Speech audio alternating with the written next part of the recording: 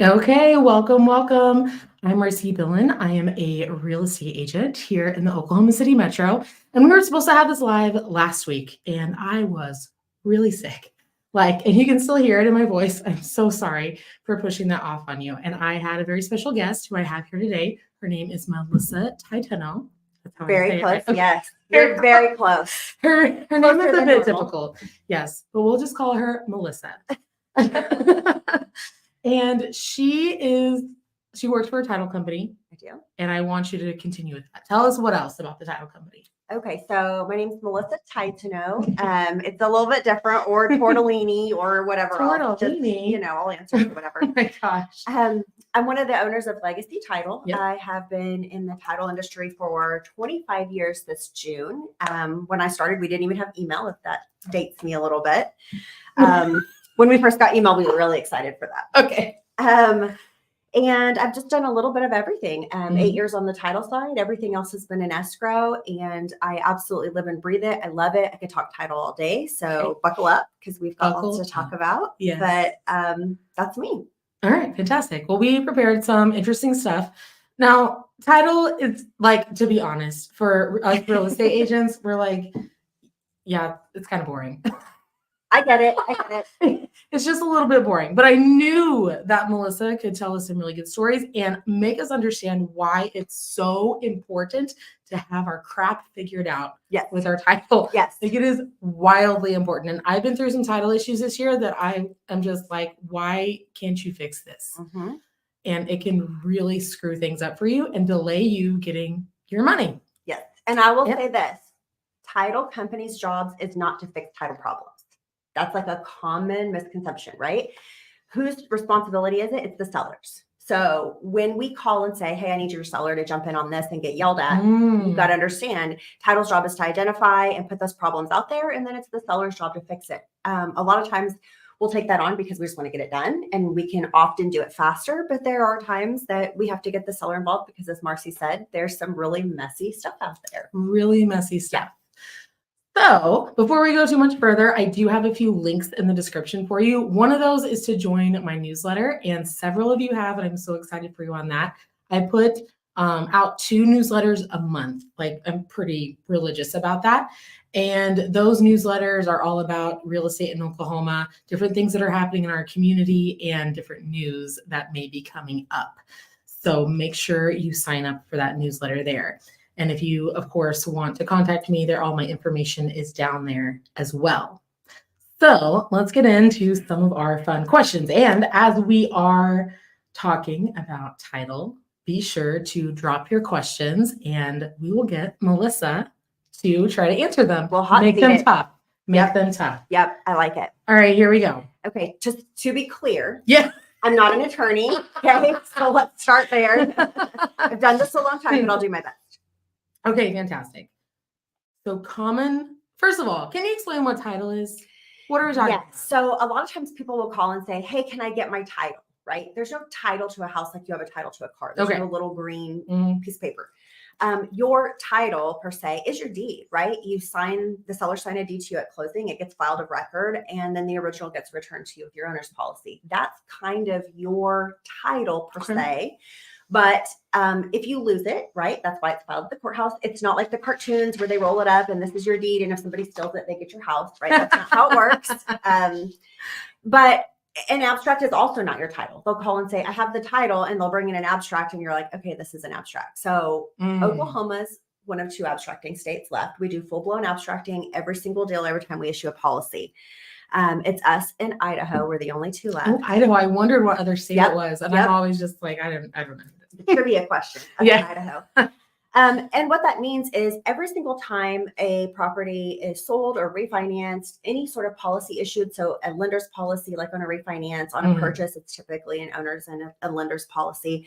We're bringing that abstract today, right? And that abstract is kind of a big, thick book of everything that's filed on a specific piece of property from your land run forward. I keep one in my office. They make fun of me at work because I still have a paper abstract because I'm old school. A lot of them are digital now. Oh, they're digital. So, yep, they get updated. They get emailed over to the attorney. The attorney kind of reads through them and he puts together what you call an attorney's opinion. And it just says, hey, I've identified these problems. This is what we need to fix. And then here's what we can't insure. So there's things we can't say you for sure own as an owner, like easements, like building lines, like covenants, conditions, restrictions. Those are all things that we can't insure because they're already put there in place. Right.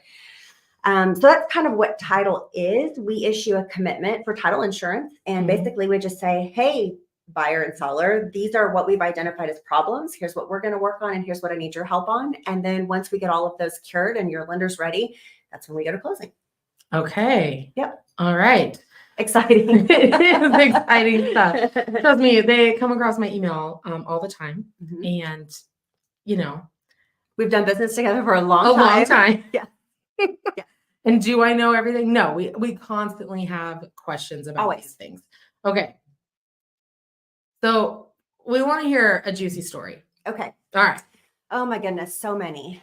Okay. So probably my wildest closing was I had a buyer and buyers who came to me, purchased their property, came back 5 years later and he calls me and he says, hey, we'd like you to close the sale of our house. Great, no problem. And he said, I want to alert you to a couple of things. He said, my wife has had a sex change and is now the husband. Me as the husband has had a sex change and I'm now the wife. So they're still married to each other, right? We're a marital interstate, so that makes a big difference. All right, sure. But they're the same people. And so his concern was, you know, we have new names, we have new sexes, we have, you know, it just looks a little bit different. And I'm glad he alerted me because we are a marital interstate, meaning in order to sell a property, your spouse has to deed out and it has to list the marital status. So John and Jane Doe, husband and wife, right? It can't say John and Jane Doe married because that clouds title. Married to who? Right? They could be married to other people. So you can't just say married. It'd be very specific. Very specific. Very specific. So good thing he called because one, obviously we want to stay respectful. We want to make sure everybody's comfortable and all of that. But two, I go into my attorney and I'm like, all right, here's one we've probably never heard before. How do I handle this? How do I deed them out? Because they have new names, they have new sexes, they have new identities, but I still need to deed out the old names and identities because that would cloud title if we didn't. Okay. So my signature block out was like, so-and-so now known as this name, husband now known as wife, so-and-so now known as so-and-so, wife of, right? So it was like the longest line, but we were able to get them closed cleanly. We were able to get them closed, you know, respectfully, and everybody was comfortable and it was a nice smooth closing. Now, had they shown up and sprung that on me, we would have had to be jumping through the hoops. Right. So that one was a first for me. I thought, oh, lay it on. I've heard it all. But as soon as you say that, something happens. That would, we've had crazy things: kangaroos in diapers, hissing cockroaches at the closing table. We've had almost fist fights. I've had realtors smack each other in the lobby, like hitting each other. Yeah. I could tell you stories all day long. I don't know how much time you have, but those are probably the more interesting ones. We never know what's going to happen. Okay, so from your and we do have questions, guys, but you know I'm just full of them.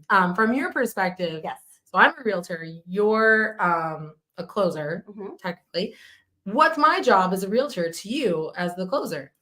So the biggest thing is that contract. I want that contract to be clean and correct. Yes. We get a lot of, hey, I'm missing page 4 of the contract. I can't even get a full contract. Our biggest thing is legal descriptions. I cannot get a legal description on every contract that turns in probably once a day.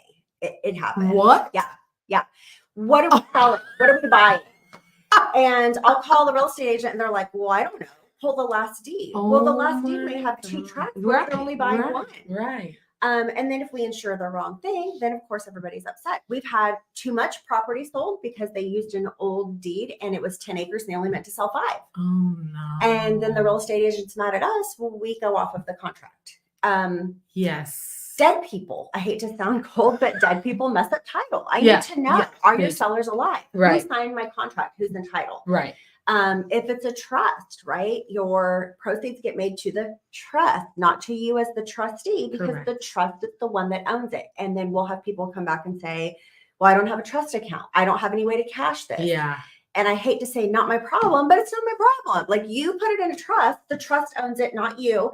Now go open your trust account, put it in the trust. And then if you want to withdraw it as trustee, fine. But we can't take on the liability of, this trust was supposed to pay so-and-so's college. This trust was supposed to, right? We have to make it to the trust and let the trust figure it out from there. Interesting. So from a real estate, the biggest thing is that legal description, getting all the signatures, getting all the pages of the contract turned in would be great. And then from there, just the buyer and seller information that we need on every single file. It's every single time. We still can't get it. And it's like, if you've done real estate this long, you should know what we need. I'll even say, hey, take my paper that lists everything I need and just turn it in with your contract. It would make life so much easier. Right. So from my perspective, that's it. Not to complain too much. What?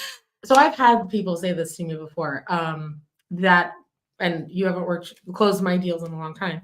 People tell me like, will you write a really clean contract? I love working with you. And I'm like, what? And you answer emails. What does that mean? And it's a big deal because, once again, when you hire Marcy and Handsome, you're hiring a team that cares about the details, right? That when you say, I only want to sell 5 acres of my 10 acres, they're going to make sure that 5 acres is on there. So yeah, it's a big deal. Okay.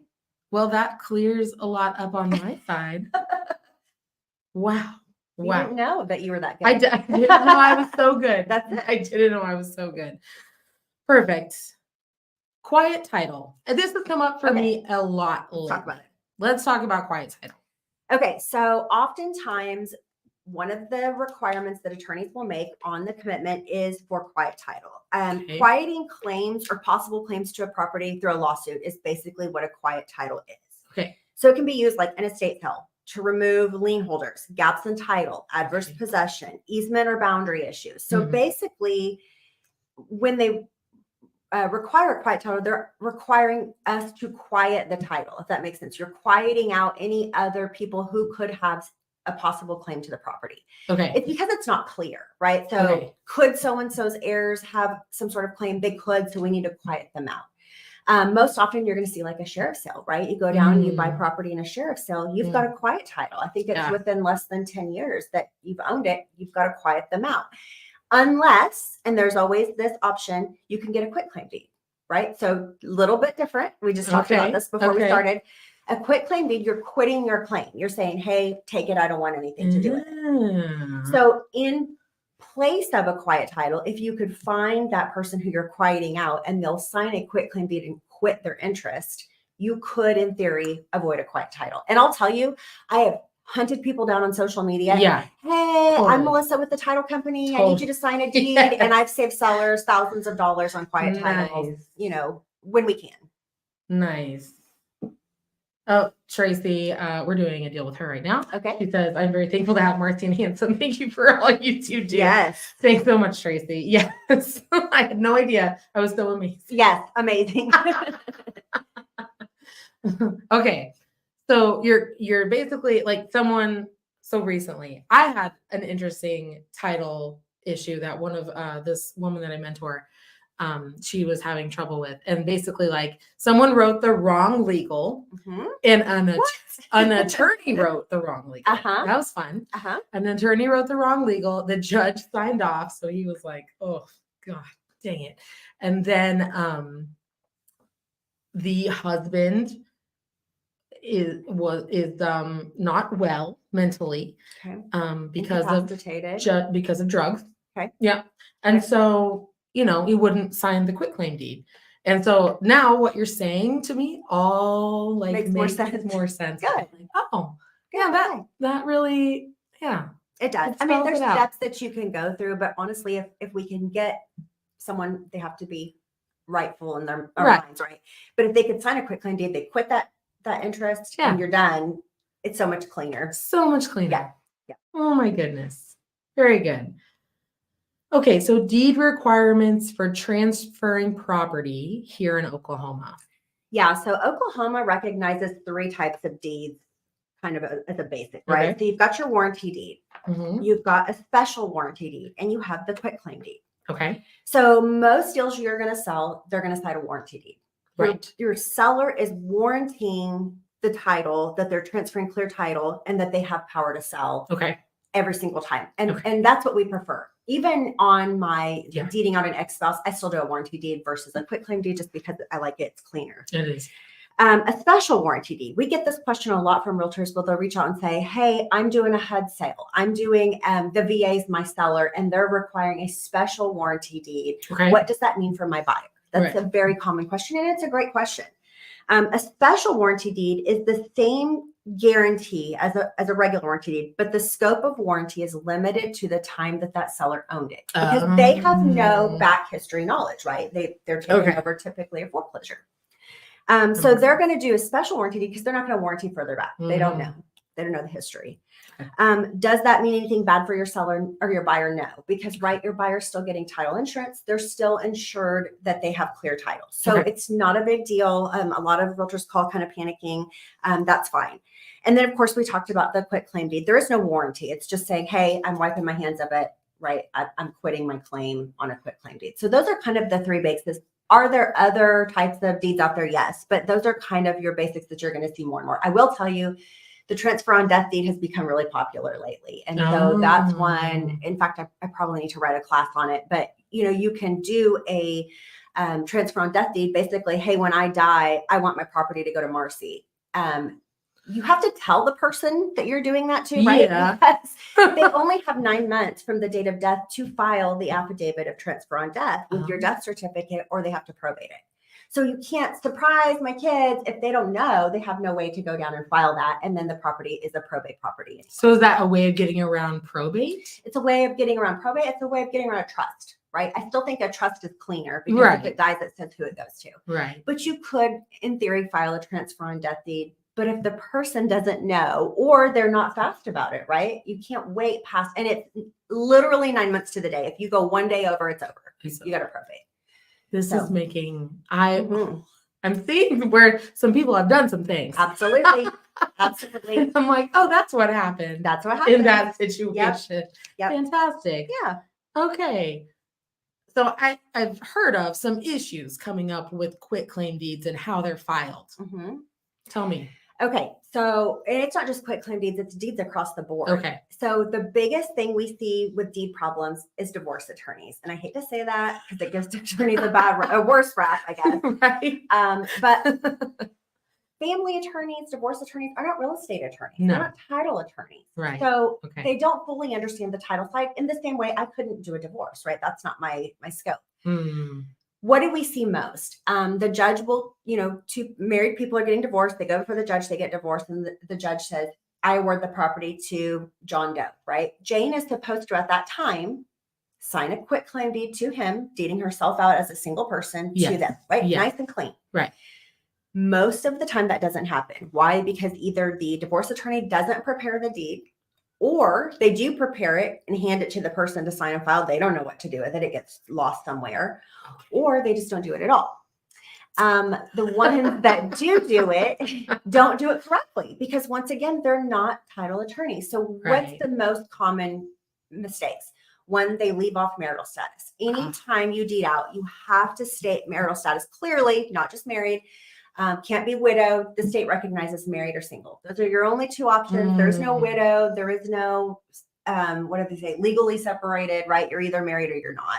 Gotcha. It is what it is. It is what it is. So they'll leave off marital status. They'll leave off a legal description. They'll just put an address. Come on, that doesn't even get indexed correctly at the courthouse. That doesn't work. No. Or they do the legal description incorrectly, which again, they're not title attorneys, but they'll swap the lot and block. They'll put the wrong section number. You just have to copy and paste, guys. Right. It is really not that hard. Like literally, that's all I do. Those are the most common problems. I mean, really, and it's typically divorce attorneys. So, not to give them a worse rap, but it is what it is. Okay. What about? I see a lot of times where parents will quitclaim a deed to their kids. Do you see any issues come up with that? It depends. You really shouldn't quitclaim deed to your children unless you're selling to them, right? Okay. Where we see a lot of problems is, I'll be honest, you get that lady that comes in, she's got that folder and she's got an abstract and she says, this property has been in my family for the last so Yes. many years. It's clean, I promise. And I'm Right. going to tell you now, red flags going off everywhere. It's not clean. Yes. And what happens is, it's kind of become a family compound. So grandma owned 100 acres and she comes up with her own legal descriptions, which you should never do. No. And she's decided 5 acres goes to this kid, 5 to this one, 5 to this grandkid. And they start splitting up all these things. And then they bring it to me and go, it's clean, I promise. Okay.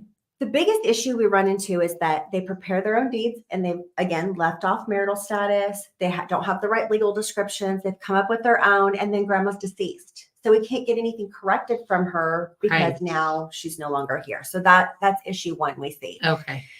The second thing is it kind of becomes, like I said, a compound, right? So if you have one road that drives up between all and you're driving across this aunt and uncle's property to get to this one over here, but there's no filed easement, right? We've dealt with this. Yeah. Then you have no legal access. So if this aunt and uncle die or sell to someone else, these people no longer have a way to get to their property. It's locked. Right. Landlocked. Yeah. Okay. And so we call that no rights of ingress and egress. You can't come to or from that property. So now you've got easement issues. That's probably the second most common thing that we see out there. Nobody's ever done a survey. They've just kind of come up with their own legals. I mean, It's just marked a spot in the pasture. Yes, that happens too. Or they'll have the legal that says go to the barn and turn right for so many. That's not a legal description. Okay, we can't. That's not a landmarker. So yes, that's probably the most common things. Do I recommend a quitclaim deed? No, I would say 100% trust first. Yeah. Do a trust, set up a trust, put your property in the trust, and then if something happens to you, it's clear within the trust what's to happen. I will tell you, a will does not replace a trust. No. I will always say a will is a wish. It's a way that person says, this is what I would like to happen, but it doesn't make it happen. My own parents, I love my mom and dad to death. They went and saw a not title attorney who prepared them a will. And she's like, when we die, this is what goes to the property. And I'm like, Mom, it's not going to happen. It's not how it works. What will happen is if once you and dad are both deceased, we'll have to probate it and we'll take that will before the judge and say, here's their wishes. And most likely what she's wished will happen, but it's thousands of dollars and a few months later. And so it's several months. Yeah. Sometimes like a year. Like this is how long they drag on. I've had closings where I've seen in my abstract, because I'm a nerd and I like to look at it, but there'll be divorces that go on for 10 plus years because they're fighting over a dog who finally died and they can get divorced. I've seen one that went several years. They were fighting over a soup ladle. Come on. Was it gold? So, I don't know, but it was something very special apparently. So, we do see some crazy things. Soup ladle. I'm not sure I remember that. Yep. You never know. Okay. I want to jump to title insurance. Okay. I deal with this a lot. Whenever I'm explaining a contract, because I explain all of my contracts, all of my buyers. As you should. Yes. I say, okay, so here, we have a box we can check that you're going to get title insurance or you're not. This is a one-time fee. I highly suggest you get it. It is not mandated federally or by anyone else, but I really suggest that you have it. Is that okay? Check. And then we go on. Okay. So let's talk about it. Yeah. Here's the deal. I would never recommend anybody buy a property without title insurance, period. And it's not because I sell title insurance. It's because I've seen what can happen if you don't. Yes. It's a one-time fee. Like Marcy said, it's not an insurance that renews every year. So you pay it one time at closing and it covers you as long as you own that property. So if you own that property 100 years, it's going to cover you for 100 years. Right. So at the time that we close, typically most buyers get a loan, right? So you've got your owner's policy. So we're going to insure the buyer for the amount they paid for the property. They get an owner's policy. Okay. Your lender's going to loan money. So they're going to ask for a lender's policy. Okay. So since we're issuing two policies at the same time, we call that a simultaneous issue. Okay.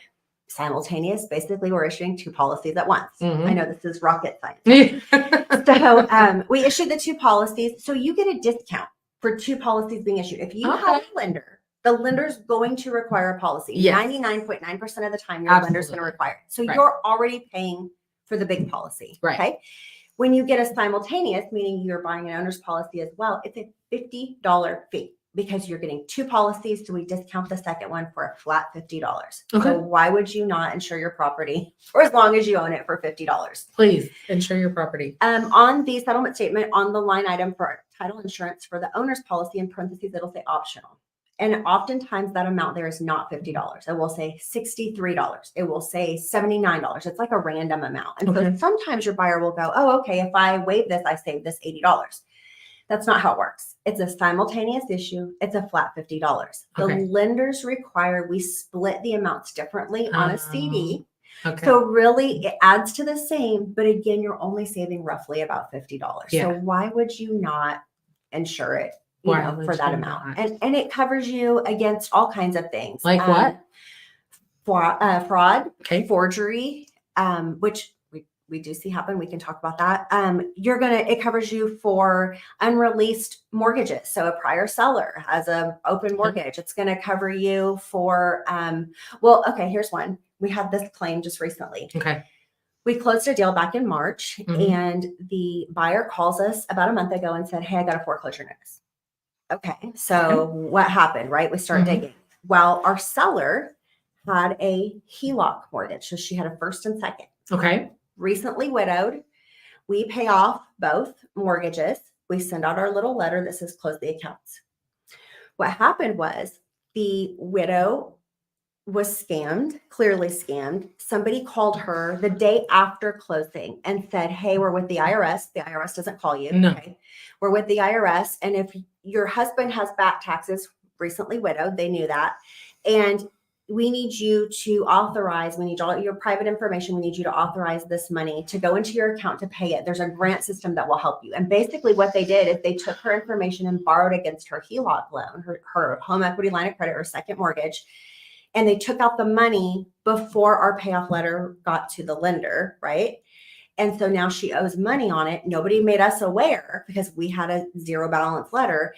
And it was Chase Bank. So Chase has loaned money out on it now. They can't close that account. So when they receive our letter, it no longer works.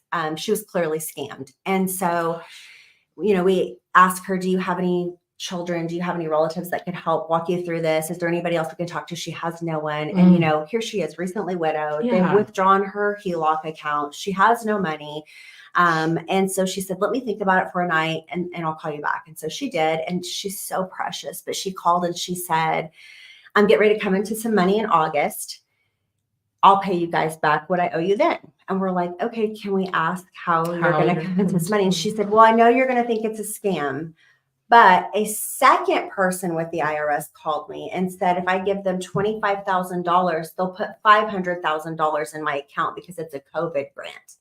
And because she thought it was a different person, she thought it was not a scam and she paid additional funds. And we're like, please stop paying people money. Don't pay anybody else money. Don't give anyone any money. In this case, the title insurance policy protects the current buyer. Right now, we have to go to court and defend and say, hey, no, they own it. And either we pay it off or the underwriter pays it off. It's not the buyer's fault that this happened on the seller side. No. But these are things that happen. And these are things, the reasons why you buy title insurance. I've also had wholesalers. They have a good and bad rap, depends on how you feel about them. There are good ones out there, but I've had them say, hey, can you come by this address and pick up a deed, some kind of correction deed I need? Great. So I drive over there and I walked in and literally they had deeds spread out all over the table and they were just stamping notaries on them. I'm going to tell you right now, fraud, red flags everywhere. I refuse to close it. These things happen. I have one of your questions on here. I'm kind of jumping ahead, they had, where do we see fraud? Vacant land is running rampant right now. Vacant land fraud. And so what we've done to battle that is, well, let me kind of explain how it works. So vacant land, you don't live there. You don't know who's driving by looking at it. It may have a different address than your mailing address. Yes. Usually it does.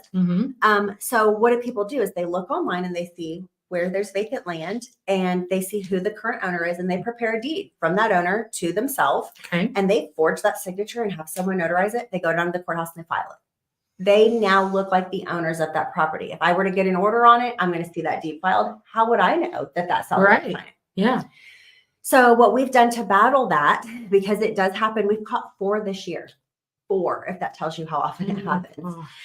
So what we're doing is when we get a vacant land contract, which the contract has a vacant land, we actually mail a letter to the mailing address of the seller, not the property address, but where they actually live. And it says, hey, we got a contract on this. If you're not selling this property, please call us immediately. And 4 before we've already caught, if that tells you how bad it is. But if something were to sell, right? Yeah. Title insurance. Title insurance. So lots and lots of reasons why you need it. I could give you examples all day, but those are kind of the big ones right now. Yeah. Because I often see people that refinance, especially, don't get title insurance. Yes.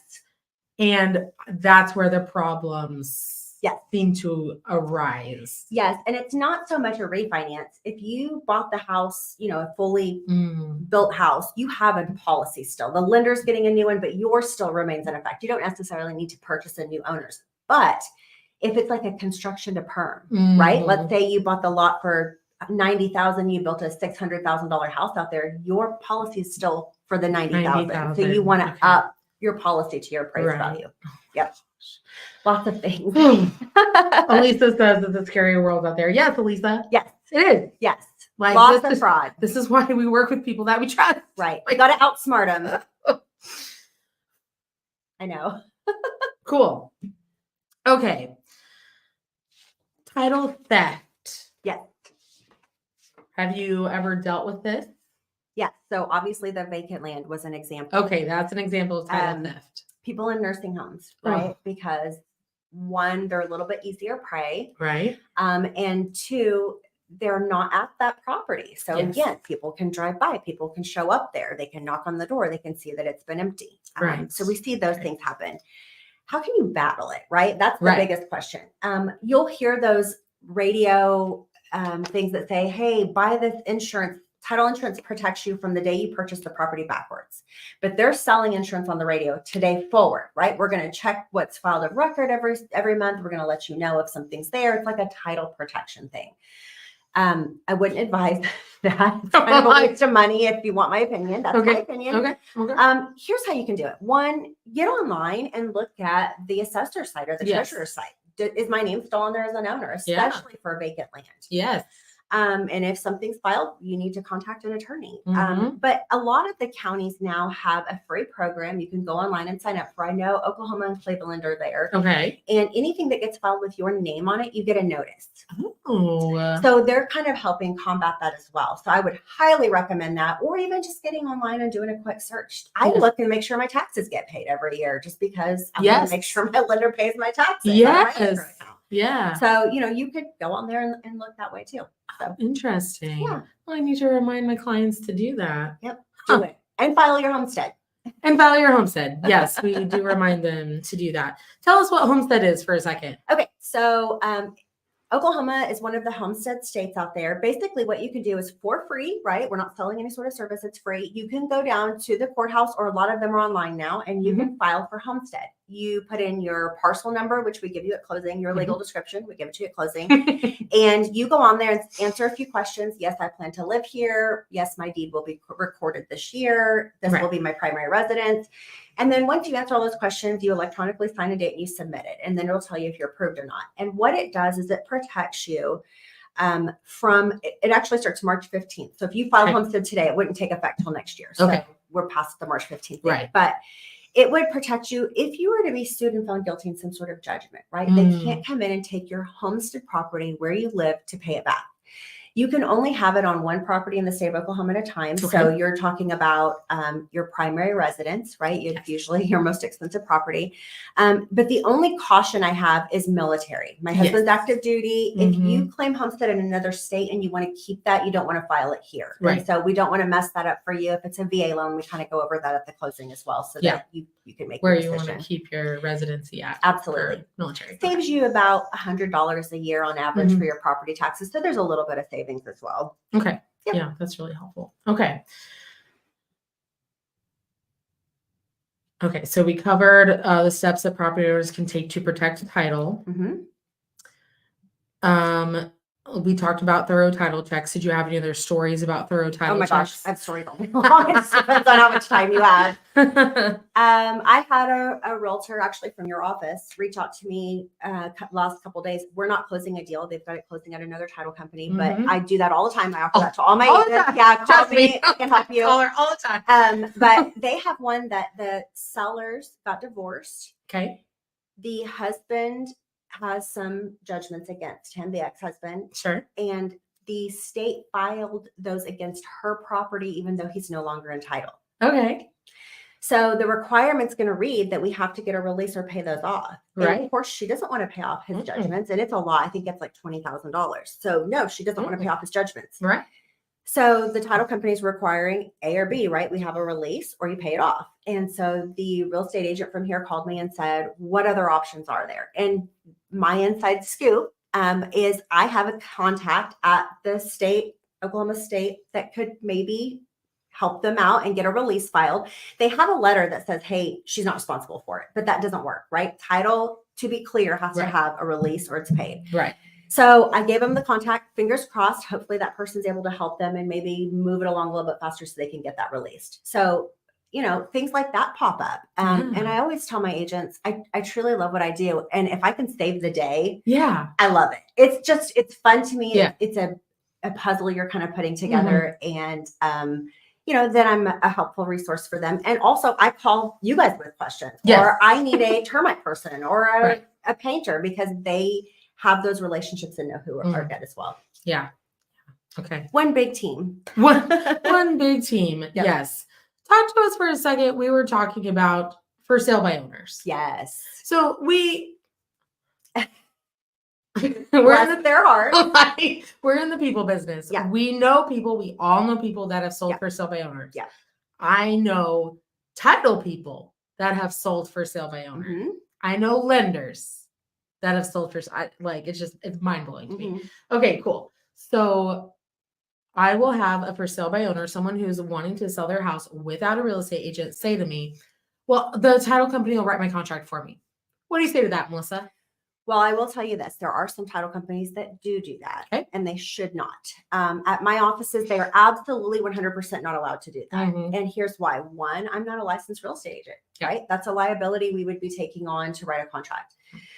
Could I? Yes, but we also are not going to do your negotiations. I'm not going to set up your inspections. Right. I'm not going to run comps. I'm not going to tell you if this is a good price. I can't give you any sort of advice. I'll tell you, I charge more for sale by owner because I'm doing more work. I'm having to handhold a little bit. And again, I take those calls that they say, I need you to call the seller and tell them they have to repair XYZ. That is not my part, right? If you want to negotiate and you're not comfortable doing it yourself, you need to hire a real estate agent. We beg them. Yeah. We have little packets we give out for sale by owners that are like, here's what our parts are, here's what your parts are. But the very front page is, please hire a real estate agent. Absolutely. Please do it, because there are really good ones out there. Yes. And of course, there's good and bad with every profession. But just because you've had one bad experience doesn't mean that they're all bad. Yeah, you don't stop going to the doctor. Exactly. Just because you had one bad experience. And call me. I can tell you who the good ones are, right? Yeah. And sometimes they'll call and say, I've talked to these 3. What do you think? And I'm going to tell them the truth, which is, this is the one who's going to answer your calls and your questions. This is the one that's going to get things to us so we can get closed on time. And so, that's kind of my thoughts on it for sale by owner. Yes, we understand that you want to save money. Yes. Like Melissa understands that. Mm-hmm. I understand that. The problem is you're not going to save money, and you're definitely not going to save any time. Yep. At all. And I have a good story for you. Okay. So I was closing, this was years ago. A woman in the military, she was being PCS. She was moving to Germany. Okay. Her and her husband came in to sign. She clearly wore the pants in that relationship. Okay. And so we sat down together at the table, and the very first thing we go over is the fees. And so I go down and I explain what all the fees are. And at the bottom, I say, here's what's due back to you. And she goes, wait a minute, I'm not supposed to pay any fees. And I said, well, per your contract, this is what it shows, which she used an OREC contract. I don't know where she got it, but we don't provide those either.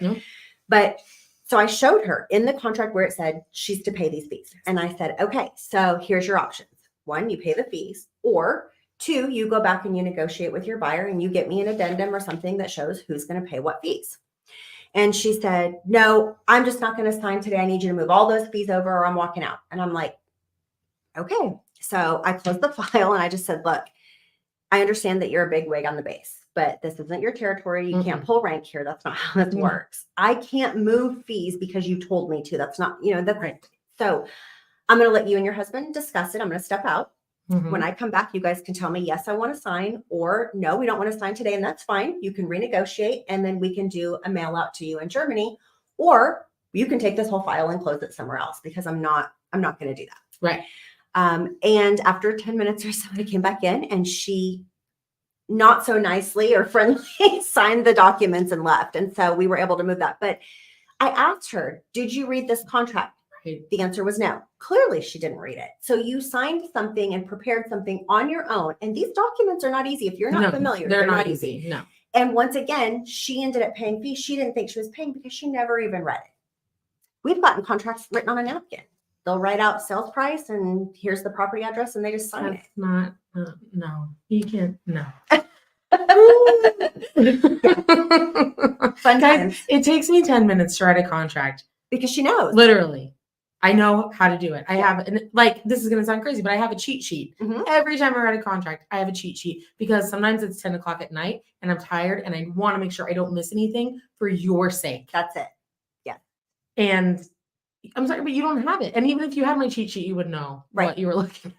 Right. And you can get blank contracts. They'll download them online. They'll go to Mardell's and buy one. I think FedEx, you can buy a blank one. But I'm going to tell you now, if you don't know how to fill it out, it doesn't do you any good. That's right. So hire an attorney or hire a real estate agent. You're going to be better off with a real estate agent. Yeah. Especially if it's not a title attorney. My goodness.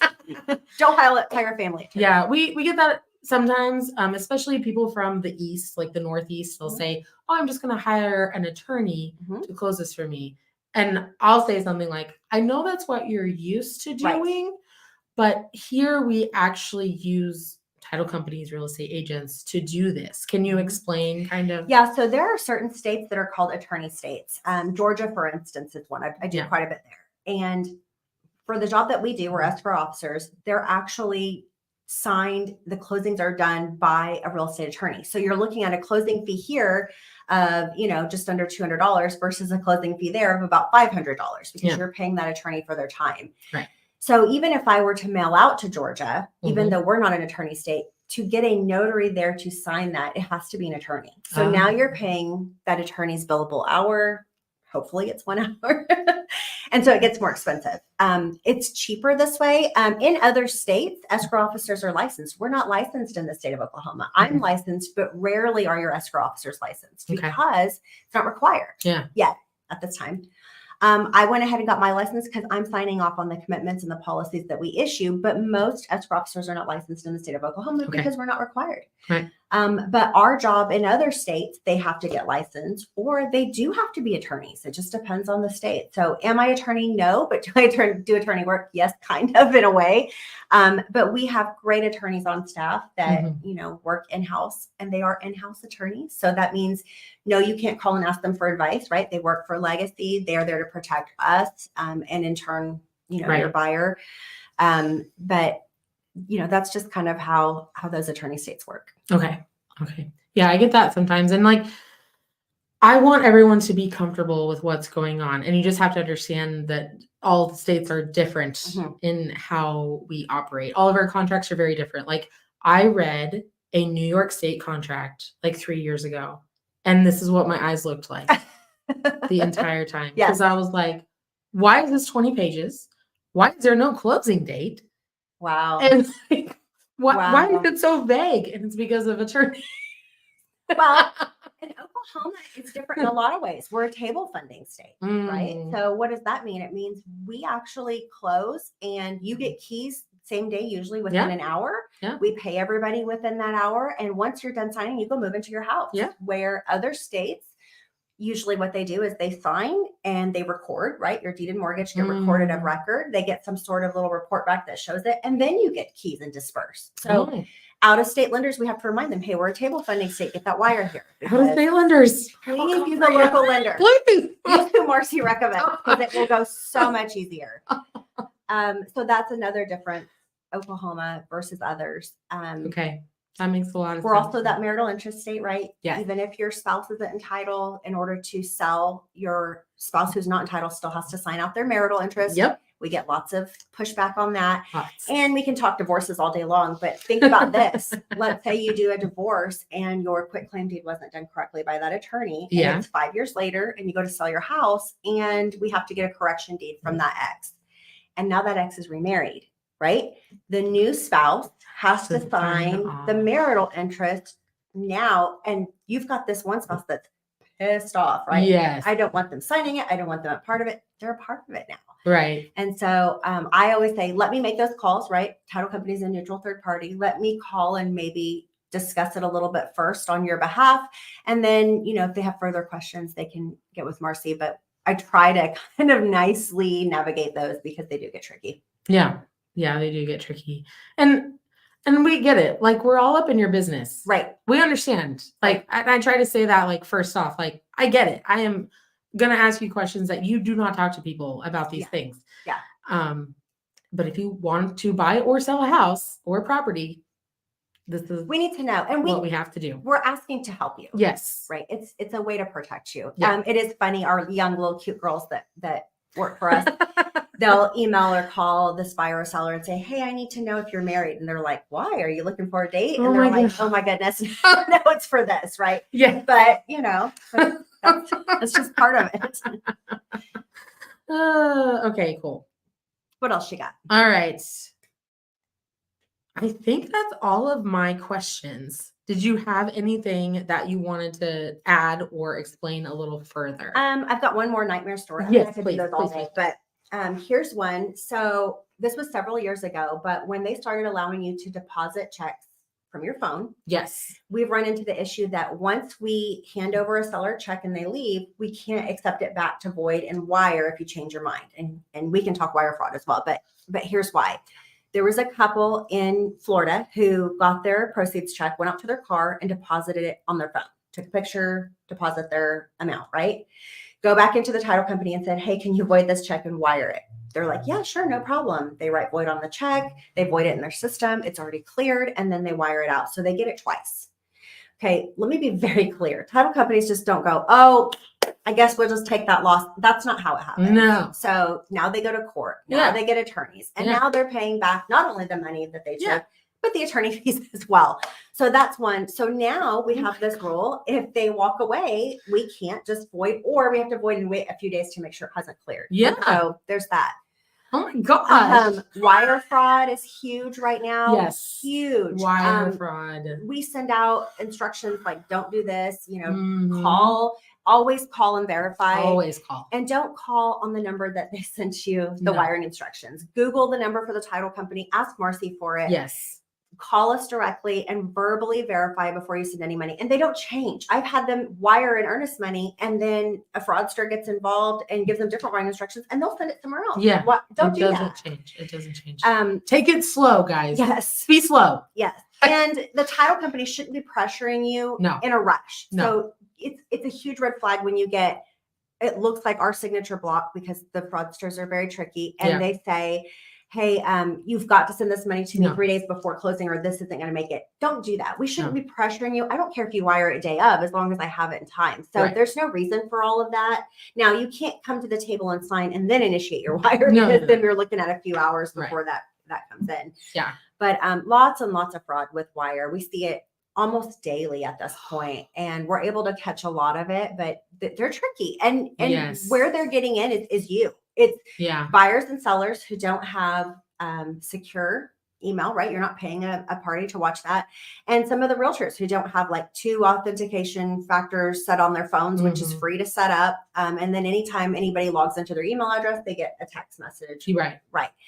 Do that. It's free, right? And so the few that we've had where someone's been hacked, thank goodness, so far it's not been us, but we're able to track down and see where that was. And most of the time it's your buyers and sellers and then your realtors who don't have that turned on. And they get in, they lurk, they watch the transaction, they see your closing date, and they're very, very convincing. I mean, it happens. And so if you get any chills down your spine, something doesn't seem right, definitely reach out to Marcy or us and ask some questions before you just give away your money. Because once you've wired it out, it's almost impossible to get back. It's so impossible. Yeah, Steve is on here. He says, so many people are victims of wire fraud. This is very, very good advice. Thank you for the reminder. Absolutely. Yeah. Absolutely. Yeah. If it feels like, stop for a second. If it feels weird in your gut, then just stop.